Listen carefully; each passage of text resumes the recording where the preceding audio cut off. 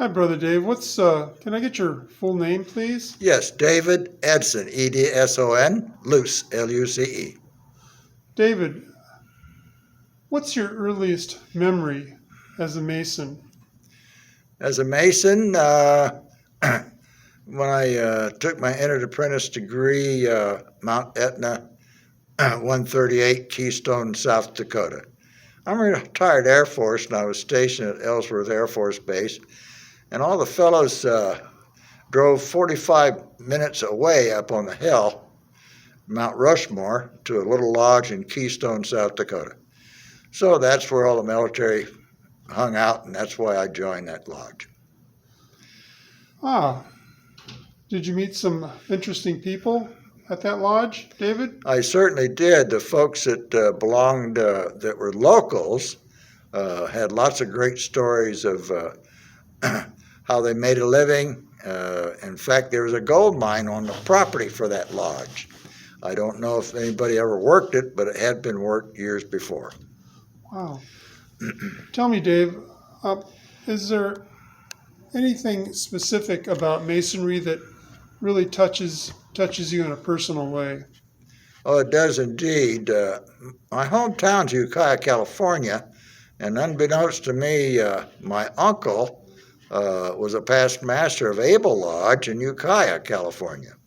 My father never talked about that because he was past master of the subordinate Grange. He, being a farmer, belonged to Grange, and of course they have 4 degrees and lots of ritual work. But he didn't talk about Masonry, just his brother belonged to the lodge in town.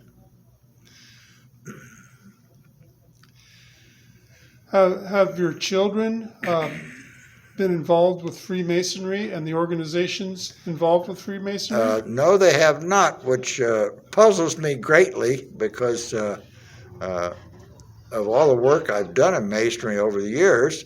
I took my entered apprentice degree in 1970, was raised in 72.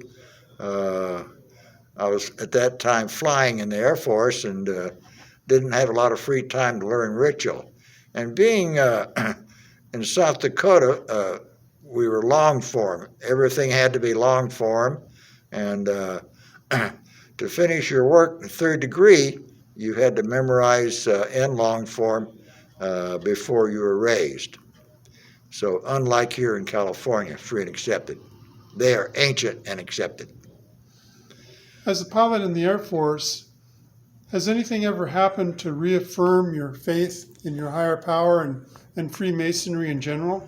Well, I wasn't a pilot. I was a crew member on the Airborne SAC Command Post for almost 11 years.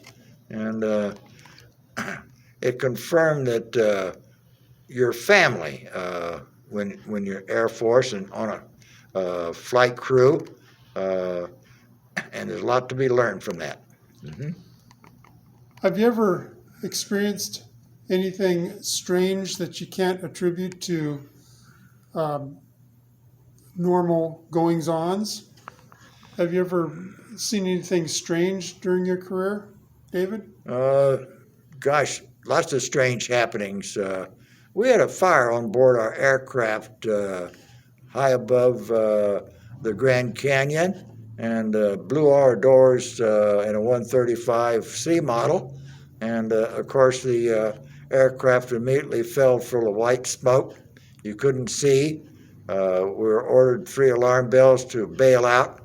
And as we approached the crew entry chute, the fog inside the aircraft dissipated, and the pilot was able at 10,000 feet to pull out of the dive. And of course, I'm here to talk to you about it. It was an intervention, yes. Did you feel a real intervention, Dave? Oh, you betcha.